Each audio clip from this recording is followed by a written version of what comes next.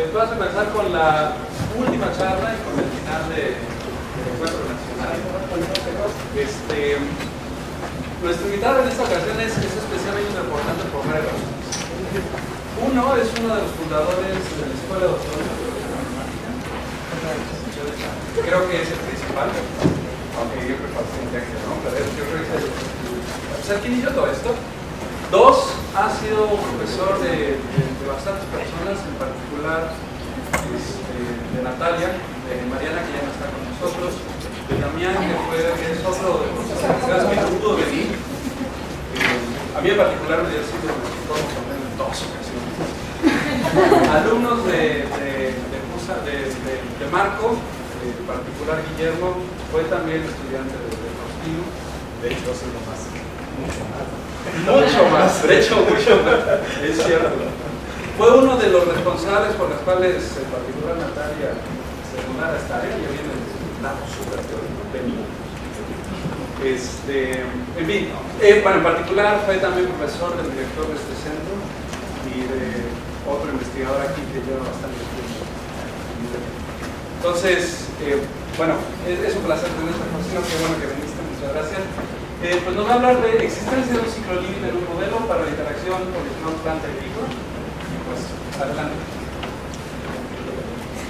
Bien, miren, quiero empezar agradeciendo a nuestro joven comité organizador de la Escuela de Otoño de Biología Matemática. Digo, son jóvenes, listo, otra escala, ¿no? Me da mucho gusto estar aquí y les agradezco infinitamente que hayan tenido esta deferencia conmigo para participar en esta charla final, que la verdad es un compromiso muy serio porque todos ya están muy cansados, son auténticamente unos héroes, cansados toda la semana y estar el último día para la última plática. Entonces me llena de emoción estar aquí con ustedes. Efectivamente tengo el gusto de haber visto nacer a esta niña, algo más que haber visto nacer, algo más que haberla visto nacer. Hace 18 años, en un momento crítico por el cual pasaba la UNAM, considerando un momento crítico en la huelga que duró 9 meses en la UNAM, donde las autoridades lo que pretendían básicamente era aumentar las colegiaturas. Entonces hizo un movimiento de huelga, un movimiento estudiantil que duró 9 meses, y durante ese tiempo los estudiantes andaban dispersos por todos lados, y entonces se nos ocurrió la idea de reunir por lo menos a nuestros estudiantes, a los más cercanos, y convocar a una escuela de otoño de biología y matemática. Para ese tiempo estábamos en el CIMAT, ahí nos alojaron generosamente, y ahí empezamos esta aventura que ha venido caminando con el tiempo, y llegamos al número 18. Veo a la joven Escuela de Otoño de Biología y Matemática llegar a la mayoría de edad. La veo sanita, la veo madura, la veo con impulsos para continuar extendiéndose, la veo en muy buenas manos. Me parece muy sano que la responsabilidad de su organización vaya cayendo cada vez en generaciones que vienen. Eso me parece muy importante. A los primeros nos tocó organizar no sé cuántas, 5 o 6, las primeras. Entonces eso a mí me da mucho gusto de ver a la muchacha bien formadita y con salud. Entonces eso es motivo de emoción para mí. Otra parte que quiero transmitir de la emoción de estar aquí es que estoy en mi tierra. Pocas veces he dado pláticas en mi tierra. Así es la vida. Dicen que nadie es profeta de su tierra. Creo que esta es la segunda vez que doy una plática en Michoacán. Soy michoacano. un pueblo mágico, porque magia es su historia, magia es su territorio.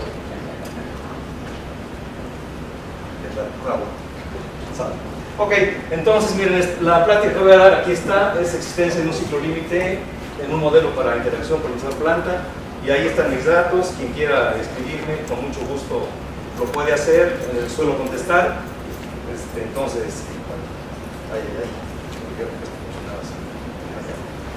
aquí está el plan de la plática. Entonces consta de cuatro partes. En la primera introduciré los conceptos básicos en los cuales me basaré para posteriormente hablar propiamente de la modelación matemática. En esta parte introductoria quiero hacer un recuento histórico de personajes y ubicarlos en su contexto en el cual produjeron este tipo de conceptos, teorías, etc., ¿no? Eso me parece muy importante, ubicar el contexto histórico en el cual los conceptos matemáticos, ecológicos, etc., se dan. Entonces, haré un intento de presentarlo de esa manera. Después platicaré un poco de los antecedentes que hay en este tipo de modelación matemática, en los cuales, en particular, Víctor Breña estuvo involucrado. Ya diré en qué parte le tocó sudar un poquito y aprender algo, ¿verdad? Después, como le puse aquí, les quiero platicar de un resultado muy reciente. Lo acabamos de sacar hace ¿qué será? Un mes. De hecho, seguramente en la presentación lo van a notar, todavía no tiene el acabado que suelen presentar los matemáticos, ¿sí? Muy llano, con unas hipótesis muy precisas, ¿no? Todavía un poquito está medio, digamos que, tejiéndose fino. Y quiero finalmente, más que conclusiones sobre el tema, quiero tocar una pregunta que hizo a nuestra colega brasileña, Mariví. Me llamó mucho la atención la pregunta que se hacía al final de su charla de ayer por la tarde. La pregunta que se hizo María Emilia, que muchos nos hacemos o nos hicimos y ya hemos ido caminando en resolverla, es ¿y cómo formar profesionistas en esta conjunción de dos ciencias? Una que trata de la vida y otra que trata de entes abstractos y cómo se conectan. Cómo formar gente en esta área de conjunción, que legítimamente se llama, ya establecida como biología matemática. Hace honores empezábamos este tipo de incursiones, hablar de biología matemática era así como todavía como esconderse un poquito debajo del escritorio. Había mucha reticencia a entenderla como una rama todavía. Ahora no queda duda, está mundialmente reconocida, hay muchas revistas que se publican biología matemática. Entonces quisiera platicar un poco, abonar a la respuesta que nos planteaba, la pregunta que nos planteaba mi sal pues. Bien, entonces como les dije,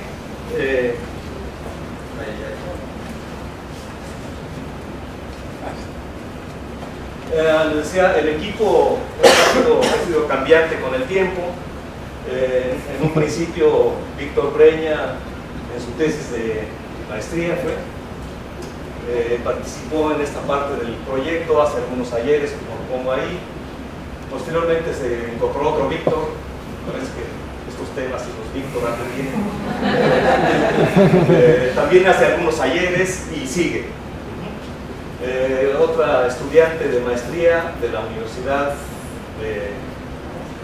de Tabasco, también su tesis de maestría fue sobre estos temas, y yo he sido de alguna manera el sonsacador de estos personajes, y me he mantenido trabajando un poquito en esta área. Es una de las áreas que cultivo, realmente también por ahí asomo mis narices a otro tipo de problemas. Seguramente algunos me han escuchado algunas pláticas sobre otros temas, pero en esta ocasión es sobre dinámica de poblaciones. Bien, también quiero agradecer a Ek Del Val lástima que no está aquí, sus útiles pláticas, el curso que dio, realmente me ahorró mucho trabajo. Me ahorró mucho trabajo porque habló de conceptos ecológicos, de muchos ejemplos muy bien, perfectamente ilustrados. Excelente, así, ni mandada a hacer. Muy bien. Entonces, miren, ¿de dónde empieza esta historia? Esta historia viene pues, de un modelo clásico de interacción entre dos poblaciones, una presa y un depredador. Aquí P denota la densidad de presas y P la densidad de depredadores.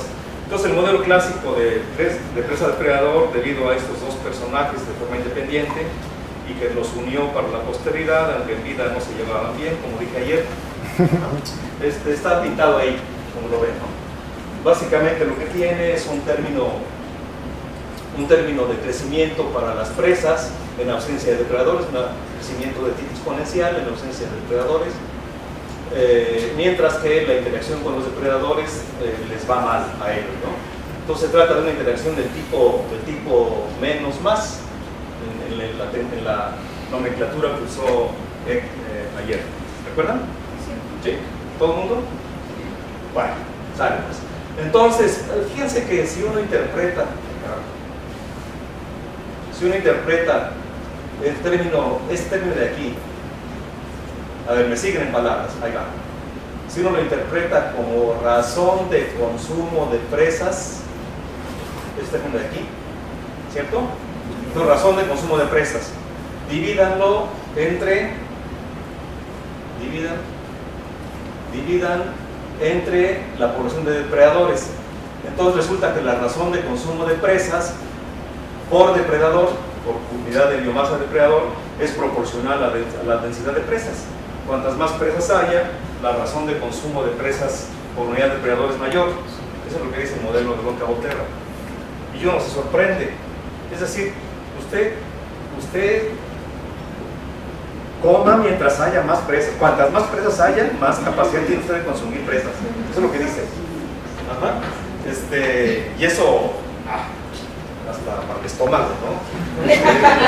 Hasta el estómago se harta, ¿no? Eso no es posible. No es posible. Entonces, pues la gente empezó a pensar que este factor limitante de la razón de consumo de presas por unidad de depredador debería ser no una función que fuera proporcional a la densidad de presas, ¿sale? Y entonces pues la gente empezó a averiguar cómo modificar ese factor para hacerlo realista o irse apegando más a la realidad, incorporar el hecho de que la capacidad de consumo de presas por depredador no aumente necesariamente con más presas haya, ¿sale? ¿Sí estamos? Entonces en este camino nos encontramos con este personaje, Crawford Stanley Holling, en 1930, está vivito el señor. Él introdujo dos conceptos importantes, que es la respuesta funcional, que es básicamente la razón de consumo de presa por unidad de depredador, y después eso cómo se traduce en beneficio para los depredadores. Ajá. Entonces a eso le llamó respuesta numérica. Holling obtuvo su doctorado en British Columbia, trabajó en el departamento de los recursos forestales de Canadá, fue profesor y director del Instituto de Recursos Animales de Ecología, director internacional del Institute for Applied Systems Analysis. Obtuvo varios premios, el premio Mercer en 1996 para científicos jóvenes, otorgado por la, ¿qué se llama? Ecological Society of America, something like that, por su Outstanding Paper in Ecology. En 1999, premio al ecólogo eminente por sus contribuciones destacadas a la ecología. En el 2000, el Kenneth Wilding Memorial Prize, por ahí. En el 2008, la Volvo Environment Prize. En el 2011, Honorary Doctor of Science de la Universidad de Simon Fraser.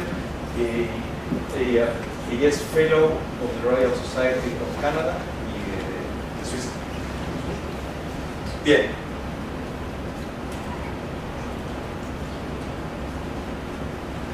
De sus trabajos destacan los siguientes. Su trabajo ha combinado la teoría de sistemas en la ecología, ha introducido ideas y conceptos en la ecología como respuesta funcional, como ya dije, respuesta numérica y concepto de resiliencia. Aquí tengo yo dudas, los expertos en este tipo de temas a lo mejor me ayudan. ¿En español se dice resiliencia o se dice resiliencia?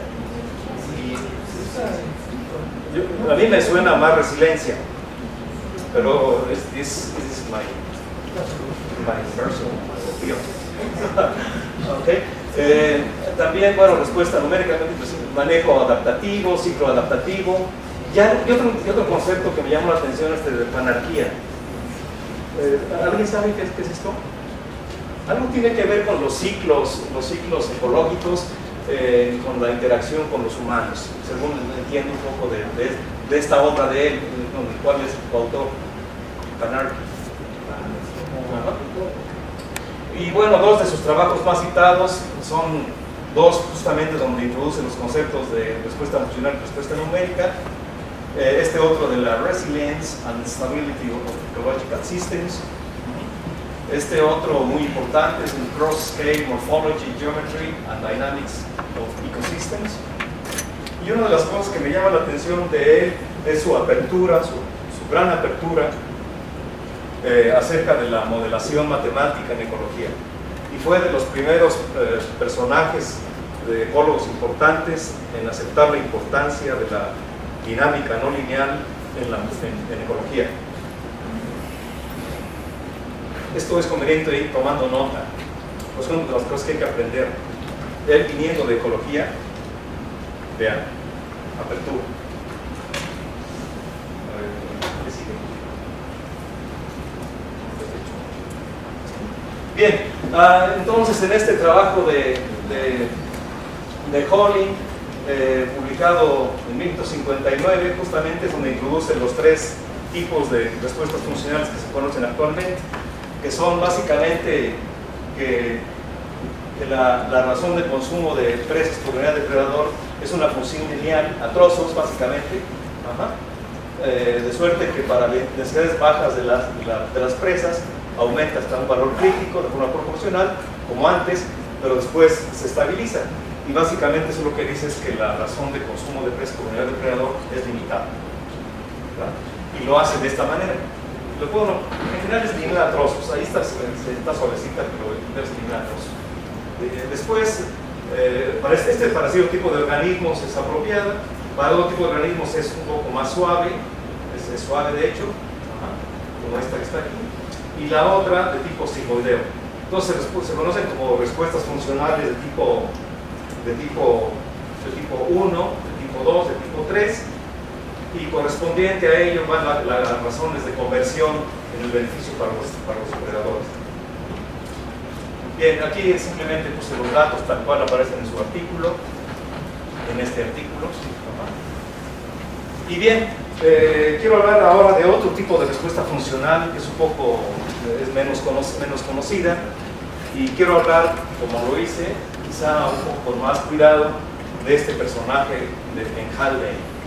Haldane, seguramente los biólogos lo conocen mucho, quizá en demasía, y me van a ayudar, si me atoro por ahí, en decir cosas de él. ¿Sale? Él es un personaje interesantísimo, me parece que vale la pena que le echen una mirada a su vida. En las memorias de la Royal Society aparece una biografía muy bonita de él, se la recomiendo mucho. Pero bueno, entonces aquí lo que hice es un extracto de esa biografía. Él nació en Oxford, estudió matemáticas con altos honores y letras clásicas en New College, en Oxford. A los 20 años publica con su padre su primer artículo científico, a los 20 años. El que él había hecho con su padre se debe a que su padre era un fisiólogo muy reconocido. De hecho era Fellow of the Royal Society, su padre, y era fisiólogo.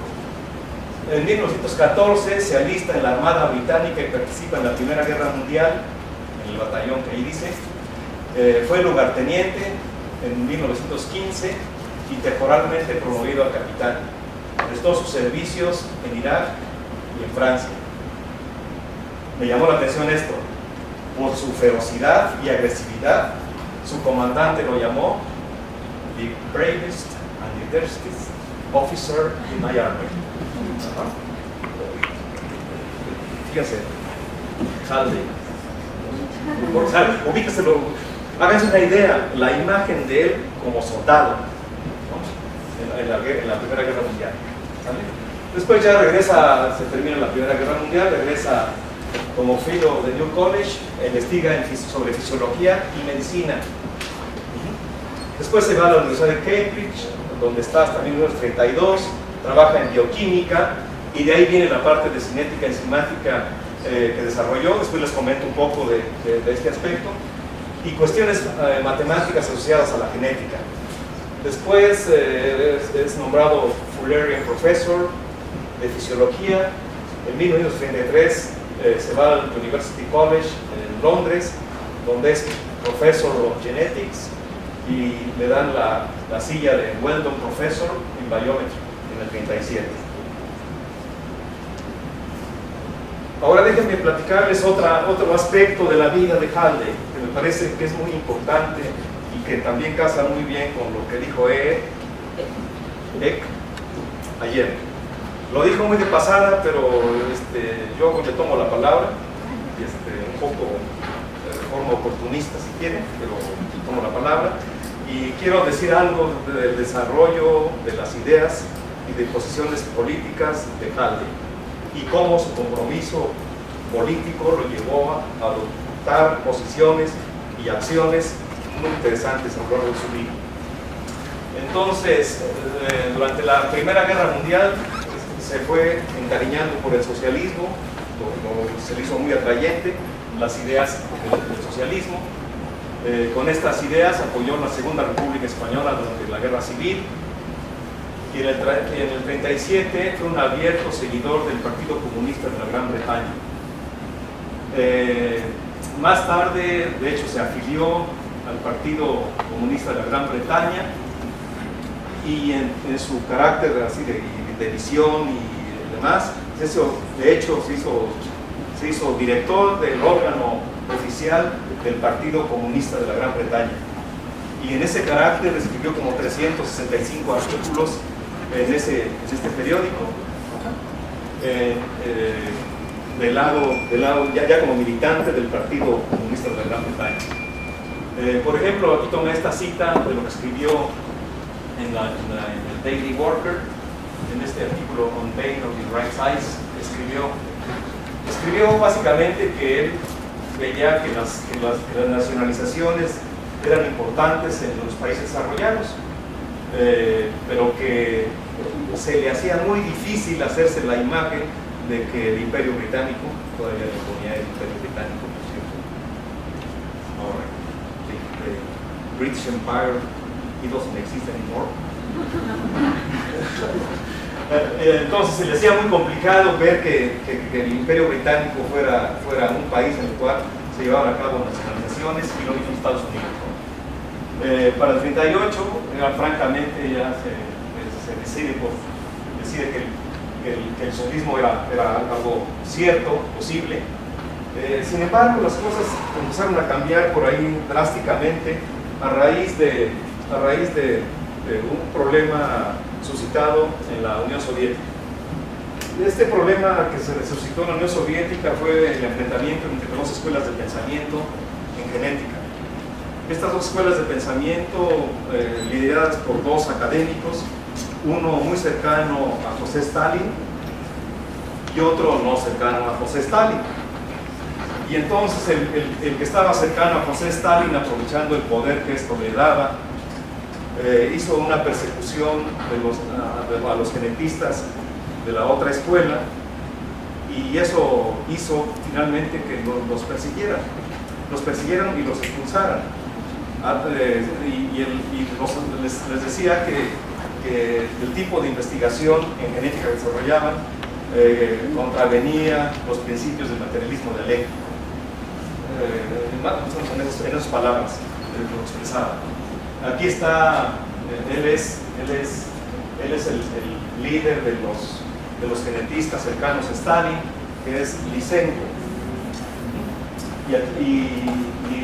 Y aquí está el papá, ¿no? Ahí está el papá. Entonces, aquí tomé una cita de Haldane a propósito de esta controversia. Él tuvo que en algún momento tomar posición respecto a este enfrentamiento, pues porque se dedicaba a la genética. Y eso le empezó a crear un poco de amargura, un poco de sentimientos encontrados respecto al socialismo real y a la idea que él tenía de socialismo.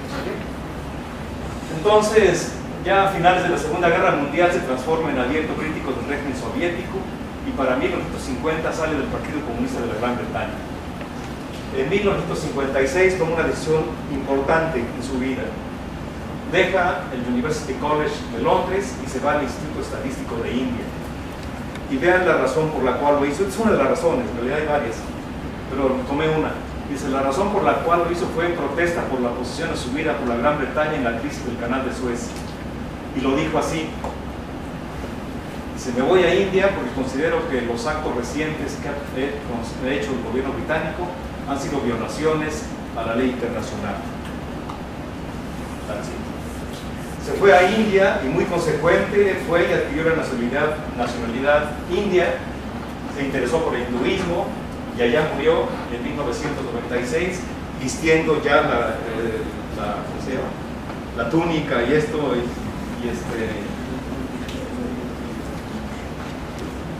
sin usar calcetines.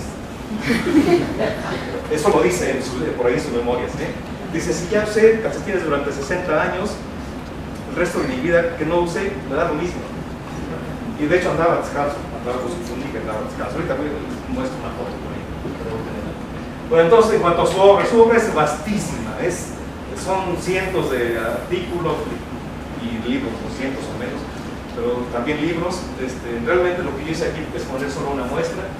En 1908 empieza a investigar sobre la genética mendeliana, en el 15 publica la Replication in Mice, la primera demostración del Genetic Linkage en mamíferos, y en 1921 demostró el mismo fenómeno en pollos. Sus primeros trabajos fueron en fisiología, que básicamente es el mecanismo de intercambio gaseoso en la hemoglobina, propiedades químicas de la sangre, como pH buffer, funciones de los riñones y mecanismos de excreción. En 1925 dedicó una interpretación diferente a la de Michaelis-Menten en cinética enzimática. En 1929 publica su artículo The Origin of the Life. Y es una cosa que también es muy interesante porque sin conocer todavía los trabajos de Opari, resulta que en términos conceptuales se tocan por ahí con la idea del caldo primitivo sobre el origen químico de la vida. Y junto con Ronald Fisher, un influyente estadístico, y Seward Wright construyeron la teoría matemática de la genética de poblaciones, que finalmente vino a dar la síntesis evolutiva moderna. Escribió una compilación de artículos sobre una teoría matemática de las selecciones natural y artificial. En el 32 publica su libro The Causes of Evolution, y bueno, hace también contribuciones fundamentales sobre los aspectos estadísticos de la genética humana. De los premios, tiene también muchos premios. No tengo aquí la lista exhaustiva. Ahí están, son muchos premios, ¿no? Y ustedes dirán, ¿y por qué en la lista de premios aparece una calle y una carpechita circulando? ¿Por qué creen? Porque esta calle es una avenida importante en Calcuta y lleva su nombre. Aquí están unas fotos de Haldane en los tiempos en los cuales era militar, en los tiempos en los cuales organizaba mítines para apoyar a la República Española y fogoso orador. Aquí en su oficina de investigador, y acá está con pies descalzos y la túnica. Bien, ¿y eso qué tiene que ver con el tema de la plática? Tiene que ver y mucho. El mecanismo paralelo al mecanismo de Michaelis-Menten en cinética enzimática, él introdujo justamente esta relación en el eje vertical. En el horizontal sería el sustrato, y en el vertical es la velocidad de la reacción. Y entonces él propuso que podría ocurrir no el crecimiento y luego la saturación, sino eventualmente también un decaimiento de esta manera. Y desde el punto de vista analítico no puede haber una función que tenga esas propiedades, que tenga para cierto valor del parámetro justamente este comportamiento, y a medida que el parámetro aumenta se vaya pareciendo más a la cinética enzimática de Michaelis-Menten. Entonces, bueno, ahí está la relación y ahora lo conecto con la respuesta funcional de tipo 4. ¿Qué querría decir en términos ecológicos? Querría decir que la razón de consumo de presas por unidad de depredador aumenta hasta cierto máximo para cierta densidad de presas, pero que alcanzando ese máximo las presas desarrollan un mecanismo de defensa. Minuto 35 de la plática de ayer. Un mecanismo de defensa a partir del cual produce que los depredadores las consuman menos, y cada vez menos, y cada vez menos. Entonces, esta respuesta funcional tipo 4, como se le llama, tiene sus orígenes en la teoría de cinética enzimática introducida por Caltech, y la interpretación ecológica es la que les acabo de decir. Bien, ahí terminamos con un aspecto de los antecedentes. Otro aspecto importante de los antecedentes es este fenómeno dinámico muy importante, que es la emergencia de ciclos límite en sistemas, en particular en sistemas de ecuaciones diferenciales. Y además, una forma de la emergencia de estos ciclos límite proviene así, la ruta es la siguiente. La ruta es: tienes un punto para valores críticos del parámetro, un valor crítico del parámetro, tienes un punto de equilibrio, ese punto de equilibrio es atractor, pero rebasas ese valor crítico del parámetro y el punto de equilibrio pierde su estabilidad, y eso en dinámica tiene un precio, y el precio es una belleza. Es la emergencia de una trayectoria cerrada aislada, la emergencia de un ciclo límite. Y siendo la ruta de la emergencia del ciclo límite de esta manera, se le conoce como el nombre técnico de aplicación de Fock supercrítica. Si que invertimos la dirección, es la subcrítica. Esa no me va a interesar. ¿Sale? Ok, vayamos a los antecedentes del problema ya particular que les quiero platicar. El antecedente es un artículo que apareció en el Bulletin of Mathematical Biology. Víctor, cuando se fue a hacer su doctorado, e hizo la maestría antes en la UNAM, ya llevaba en su bolsa, en su buchaca, un artículo en el Bulletin of Mathematical Biology. Mis colegas en la UNAM me dijeron que esto era mucho pedirle a un estudiante. Me dijeron que estás exagerando, Faustino. Y yo les dije: no, a la cuerda hay que tirarle hasta donde no se reviente. Mientras no se reviente hay que tirarle. Y me parece que siguiendo esa política se puede lograr cosas muy importantes. En cambio, si es al revés, quién sabe. Sale pues. A ver, entonces digo rápidamente de qué se trata. Se trata de un modelo matemático que describe la interacción de polinizador, planta, herbívoro. ¿Vale? Y lo hago como lo hacen los matemáticos, los que modelan en matemáticas. Lo hago presentando las hipótesis que sustentan el modelo, ¿sale? Para no pedirle peras al horno, para que sepa uno sus limitaciones de entrada, ¿sale? Entonces vamos a pensar que los polinizadores, además de tener algunos beneficios como néctar y polen de las plantas, tienen otras fuentes limitadas de comida. Las plantas son polinizadas exclusivamente por ese polinizador, es decir, las plantas son altamente especializadas. La plática de ayer, otra vez. En los polinizadores, la interacción de polinizadores con la planta está descrita por una respuesta funcional de Holling de tipo 2. Las plantas son las únicas fuentes de alimento de los herbívoros. Otra vez, esas plantas en particular son los únicos alimentos de los herbívoros. Entonces los herbívoros son altamente especializados. Plática de ayer. Les digo que ya están con esta aquí. Le debo la vida. ¿Sale? Y entonces, otra hipótesis es que la interacción entre plantas y herbívoros está descrita por una respuesta funcional de tipo 2. Es decir, son 2 y 2. Los términos de interacción entre polinizador y planta la describe una respuesta funcional de tipo 2, y la interacción planta-herbívoro también una respuesta funcional de tipo 2. ¿Sale? Desde el punto de vista matemático, uno puede plantear un modelo matemático de esta manera. Aquí hay una hipótesis adicional que realmente los herbívoros al consumir plantas de forma indirecta le interaccionan con los polinizadores, porque le quitan comida, les quitan lugares a los cuales visitar para adquirir néctar y polen.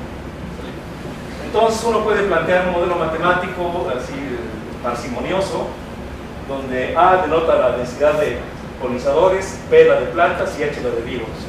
Entonces este modelo matemático lo que nos dice es justamente si no hay plantas, los herbívoros crecen logísticamente.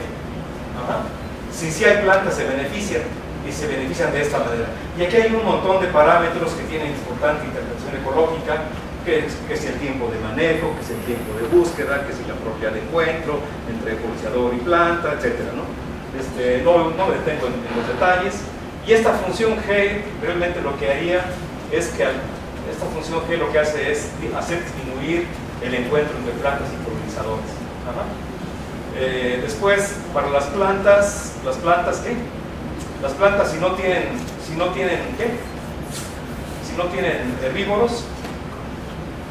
herbívoros, ¿qué les pasa? Crecen de esta manera, ¿no? Así.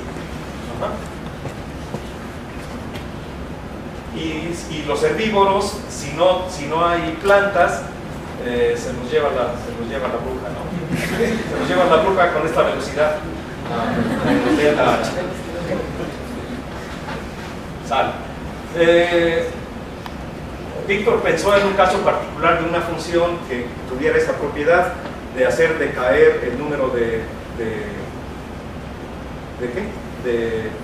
plantas visitadas por parte de los polinizadores, ¿no? Y pensó en este caso.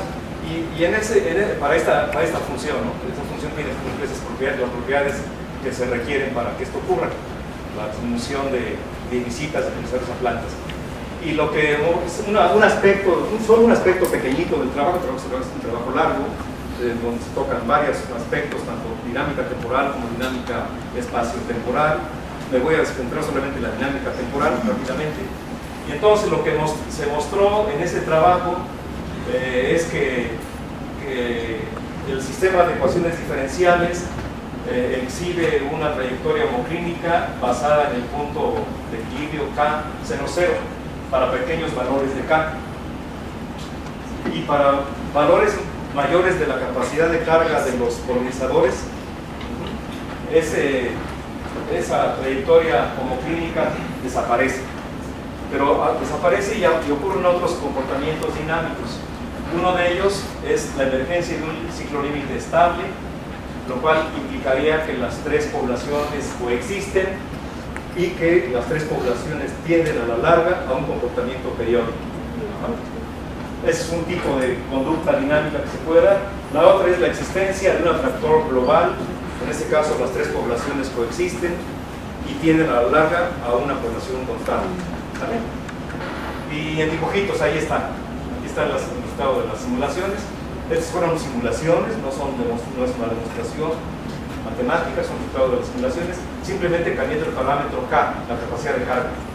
Entonces, justamente aquí está el punto de equilibrio, K,00, y aquí se ve numéricamente la existencia de esa trayectoria. Y sale, regresa aquí, y si tomas una condición inicial que esté por aquí, entonces esas se enrollan al transcurrir el tiempo hacia la trayectoria homoclínica.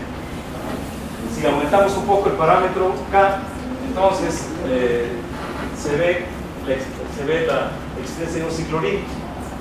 Tomas esta condición inicial, la trayectoria se va enredando y a la larga tiende al comportamiento periódico que está ahí.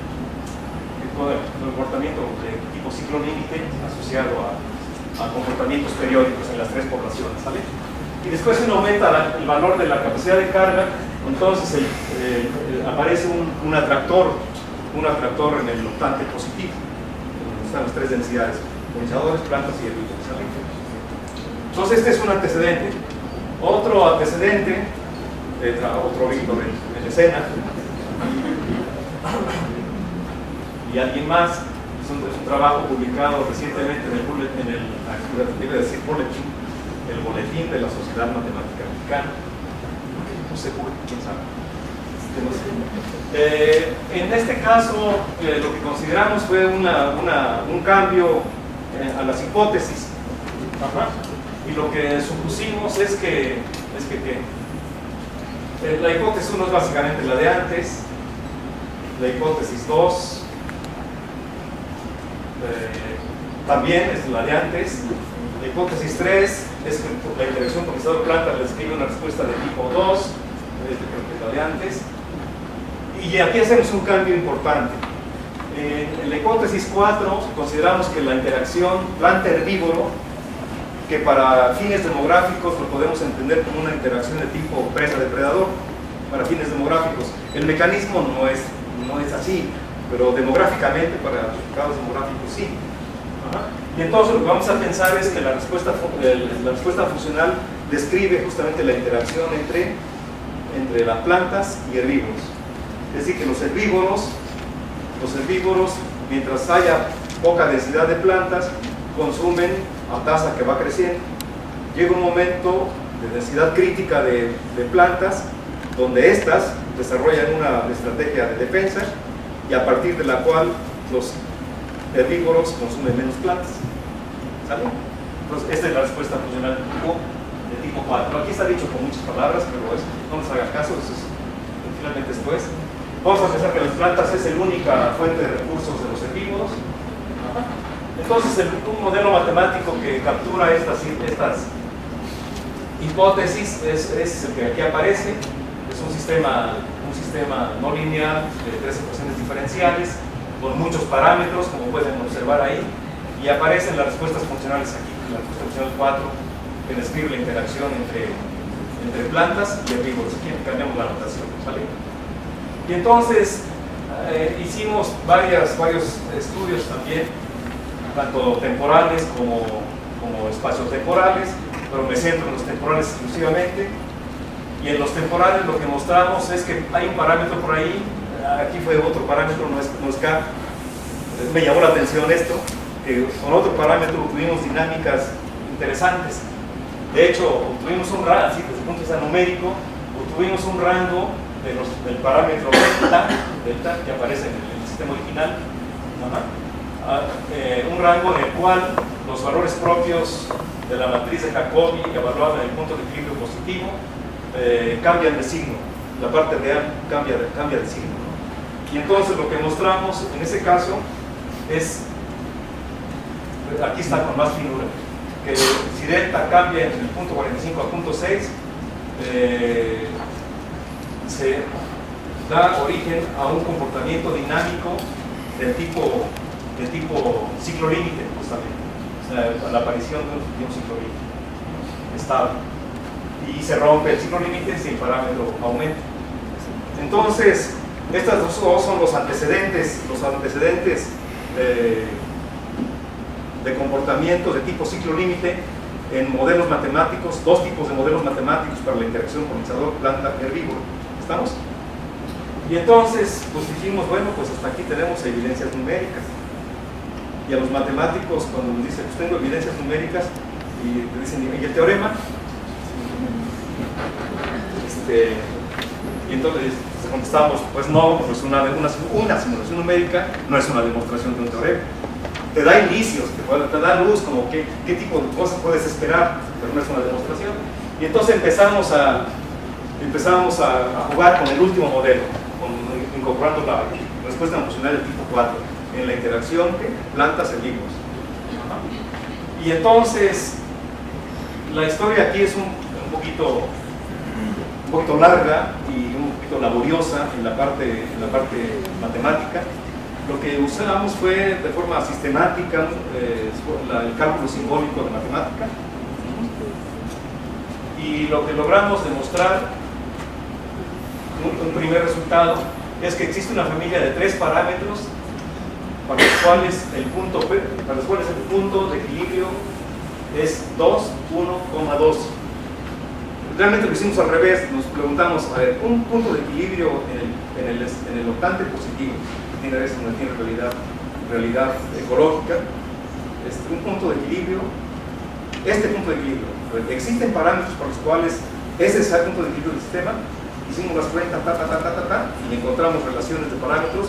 El espacio de parámetros es grande, como vieron, son muchos parámetros, y encontramos que efectivamente sí hay relaciones complicadas ahí, no entro en los detalles, y básicamente de lo que partimos fue de lo siguiente.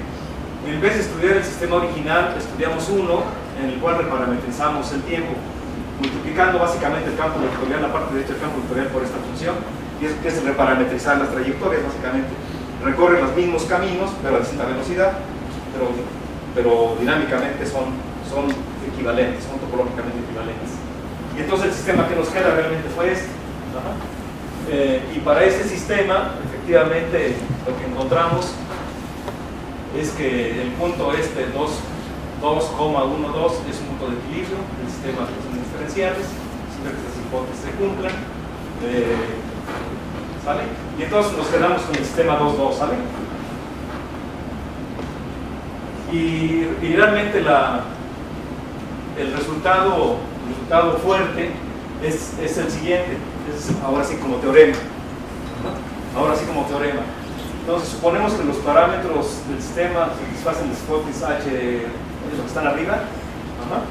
Entonces existe una familia de 5 parámetros tales que el punto 2,12 es un punto de equilibrio, que la aproximación lineal del sistema alrededor del punto positivo tiene un par de valores propios imaginarios puros conjugados, y uno de ellos no cero porque es de 3 dimensiones, recuerden.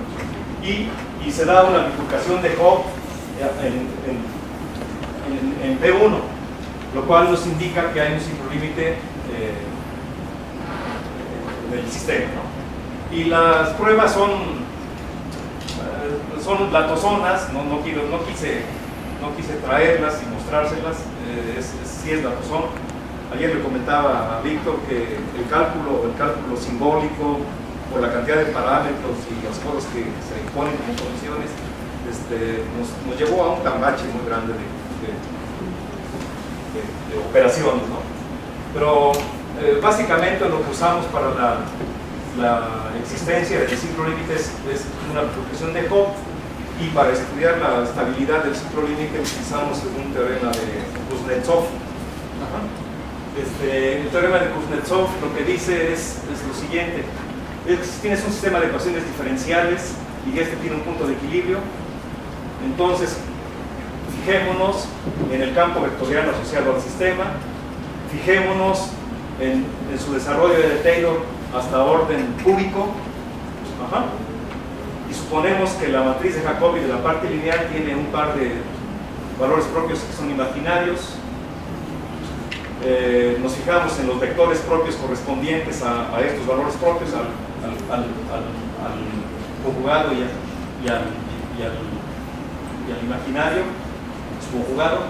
Pensamos que los normalizamos, nos fijamos en el vector propio conjugado asociado al otro valor propio, etc. Y con esos ingredientes, se puede probar que el primer coeficiente de Lyapunov se queda expresado en términos de los términos cúbicos del desarrollo del Taylor que está arriba, los términos cuadráticos y otras basuras aquí, términos.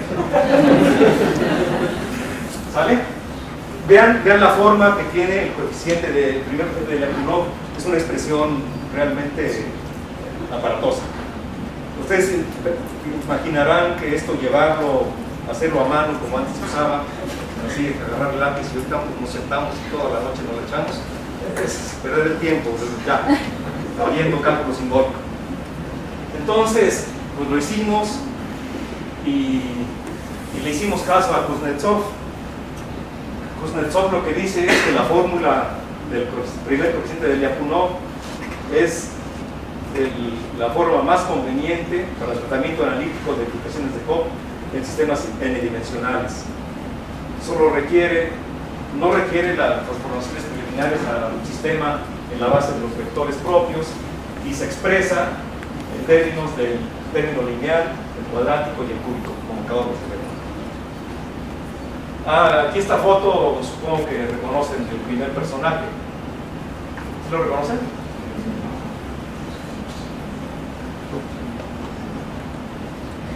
Es Lyapunov. Su tesis doctoral se llama Estabilidad del Movimiento. Es donde introduce los conceptos que ahora se usan mucho para estudiar estabilidad de sistemas, el método de Lyapunov. Bien, entonces, pues ya probamos que efectivamente el coeficiente de Lyapunov es negativo. Es negativo para el rango de parámetros, que no se los enseño porque sí son groserías. Y yo no digo groserías. Simplemente aquí están, consideramos un conjunto de parámetros que se tratan en las condiciones complicadas que les acabo de decir, y efectivamente mostramos que a partir de una condición inicial la trayectoria tiende a un comportamiento periódico. Y ahí está la proyección en el espacio de las densidades poblacionales en función del tiempo asociadas a la trayectoria que parte, por ejemplo, de este punto. Entonces, como se puede ver que efectivamente después de un transitorio, a la larga, sí tienen un comportamiento periódico las tres densidades poblacionales. Sucede que el sistema realmente tiene más de un punto de equilibrio. Puede tener más de un punto de equilibrio en el resultante positivo. Además del cero, que ese siempre es el punto de equilibrio, pero ese no es de interés desde el punto de vista económico. Por ejemplo, aquí es en otro rango de parámetros donde hay dos puntos de equilibrio, pero de nueva cuenta calculamos, verificamos que se ocurre la ecuación de Hopf y calculamos el primer coeficiente de Lyapunov y efectivamente mostramos numéricamente, ahora sí numéricamente, pero ahora para mostrar lo que es distinto a buscar solo numéricamente. Tenemos ahora los resultados, simplemente ustedes cogen los parámetros donde deben estar y ya. Entonces, tomamos esta condición inicial y efectivamente se tiene a la larga una trayectoria cerrada en el espacio fase de 3 dimensiones, y aquí está la correspondiente proyección de las componentes de esa trayectoria en el plano poblaciones, tiempo. Y entonces el resultado simplemente lo que dice es que es posible que el sistema de polinizador planta herbívoro, donde las plantas los polinizadores de las plantas interaccionan con Holding 2 y las plantas con los herbívoros interaccionan con Holding 4, coexistan a través de un comportamiento periódico. Entonces, esto lo que nos muestra, bueno, es una pequeña contribución a entender la dinámica de este tipo de modelos para la interacción polinizador-planta-herbívoro. Y lo estoy haciendo pues, como lo hacemos los matemáticos, haciendo las cuentas, diciendo, si esto ocurre, entonces pasa esto. Sale pues. Después hicimos algunas exploraciones por ahí que fueron muy interesantes.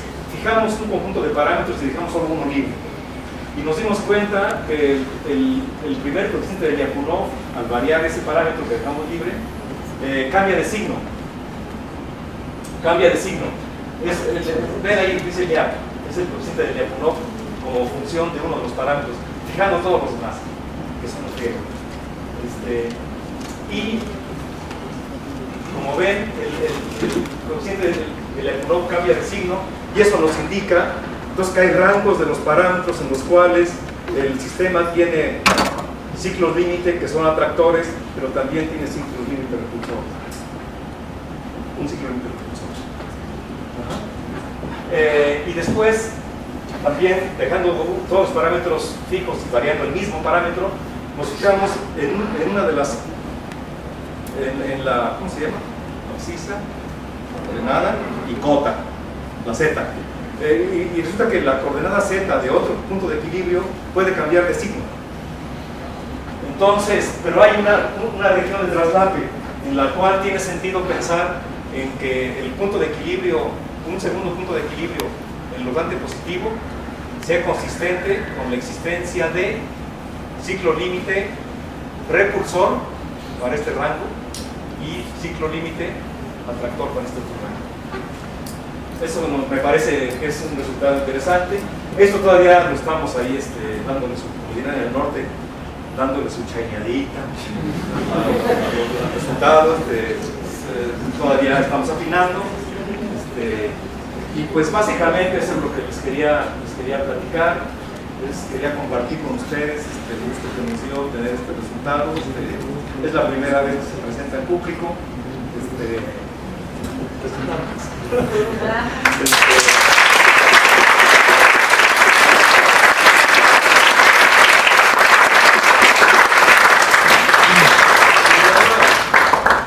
Como les prometí, quisiera dedicarle unos cuantos segundos a la pregunta que planteaba María Emilia ayer. María Emilia al final planteaba la pregunta: ¿cómo formamos científicos en esta conjunción de dos ciencias, las ciencias de la vida y las ciencias abstractas, la matemática? Pues yo, como regla general, no sé. Pues no sé. Yo puedo platicar de una experiencia que hemos tenido en México y una de cuyas muestras es esta escuela. Esta escuela que lleva 18 años, que yo recuerde, fíjense, es lo bueno, ya no está tan chamaco de contar historia. Fíjense que en 1982, algunos de ustedes no habían nacido, yo creo. En 1982, un grupo de profesores, pues, tan jóvenes como 24 años, 25 años, por ahí, si teníamos, más o menos, nos pensamos en un evento, en un primer evento, que agrupara a los incipientes biomatemáticos, nosotros, y 2 que 3 profesores que hacían biología matemática en la UNAM. Uno de ellos vive, bueno, varios viven todavía, y entonces convocamos al primer encuentro nacional de biomatemáticas. Y para orgullo nuestro, ese evento se llevó a cabo en Morelia y fue en la Escuela de Biología de la Universidad Michoacana en San Nicolás de Hidalgo. En ese entonces era tan concurrido el evento que nos reuníamos para desayunar, para comer, para cenar en 3 mesas en los portales de la Avenida Madero. 3 mesas, reuníamos 3 mesas y esos éramos el Encuentro Nacional de Matemáticas aquí en Morelia. Fueron así como que ese fue el antecedente propiamente de la Escuela de Biología Matemática. Esto fue en 1982. Recién nosotros habíamos tenido una experiencia político-académica en una universidad del norte del país, en la cual fuimos a enseñar matemáticas a estudiantes de ciencias del mar. Y de por ahí nos salió el amor por la interacción de matemáticas y biología, a partir de enseñar matemáticas a estudiantes de ciencias del mar. Porque nosotros llegamos a ese lugar queriendo enseñar matemáticas como se enseña a los matemáticos. Llegamos con definición, teorema, demostración. A la segunda clase nos dimos cuenta que eso era perfectamente inútil para ellos presentar las matemáticas de esa manera. Nos dimos cuenta que necesitábamos cambiar de actitud, que necesitábamos entrar a su problemática de interés, que necesitábamos nosotros aprender ecología, química. Los que no sabían física tenían que aprender física. Yo venía de física, hice física y matemáticas, entonces ahí tuve una ventaja. Entonces, pues nos pusimos a estudiar ecología nosotros. Y de por allá empezamos a ver, ay, aquí hay ejemplos padrísimos de que en vez de hablar de que sean P y Q dos enteros, entonces el racional P sobre Q, tal. Ah, no, podemos hablar de concentración, de salinidad, de mezclas, y entonces presentar cuestiones básicas, muy básicas matemáticas, a partir de cosas de interés de ellos. Y así fue como fuimos cambiando nuestra posición, nuestra actitud en la enseñanza de las matemáticas. Entonces me parece que yo creo que un acto de humildad de parte de los matemáticos es no pensar que los matemáticas tenemos la neta y que todos deben decir, ay, las matemáticas.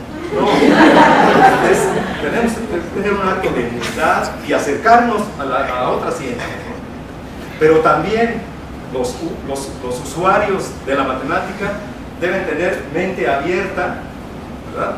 Y también, igual que los matemáticos a veces. Yo creo que esa experiencia puede ser trasladable a otros ámbitos, a otros escenarios. Y así fue como nos empezamos. Y después se nos ocurrió esta idea de la Escuela de Biología Matemática, y pues miren, 18 años después estamos orgullosos los padres de la escuela, tener una muchacha bien formadita, madura, con mucho ímpetu con el curso. Y paralelo a ello hemos hecho otro tipo de actividades, seminarios, hemos redactado libros de matemáticas básicas, pero cambiando de actitud en la presentación de los temas. Ha sido una experiencia que hemos ido llevando a cabo que pudiera tener sentido en otros ámbitos y a distintos niveles. Lo empezamos desde cosas muy básicas, así fuimos avanzando, hasta ahora ya damos cursos en maestría, tenemos estudiantes de doctorado, en fin, como que así ha sido este proceso nuestro. Yo creo que realmente estamos ante una realidad suficientemente compleja como es describir los fenómenos de la vida en sus diversas manifestaciones, tanto a nivel micro como a nivel mediano, como a nivel macro, muy macro, y que se requieren matemáticas de naturaleza tan distinta, tan diversa, que yo creo que también entre los matemáticos debemos ser muy abiertos y no pensar que mi enfoque es el enfoque. La complejidad es de tal magnitud que las matemáticas, cualquiera que sean, son bienvenidas.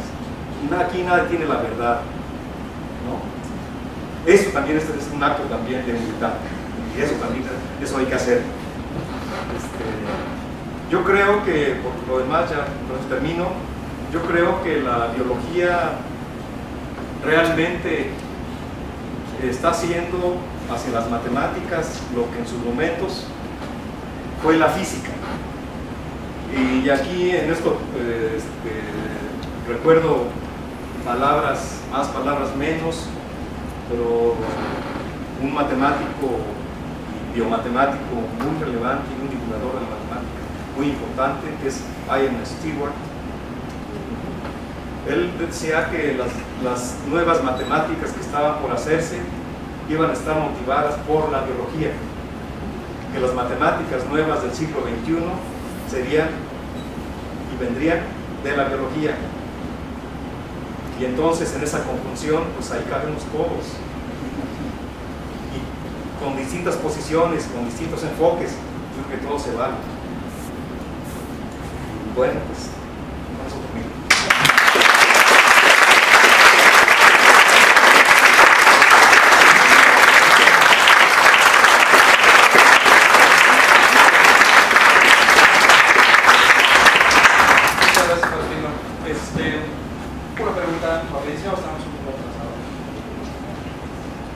Sí. Bueno, yo nada más tengo una duda sobre, por lo que entendí, escogieron el punto de equilibrio y de ahí van a ver qué parámetros daban ese punto de equilibrio.